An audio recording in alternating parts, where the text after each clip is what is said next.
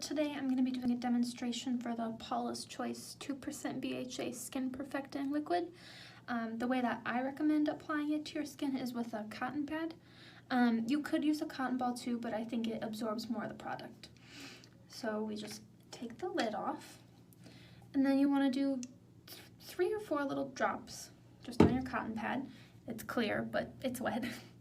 And then you're going to start at the forehead and go down on both sides, the other chin, and then I do the center of the face last, but you want to make sure you go completely around the nose.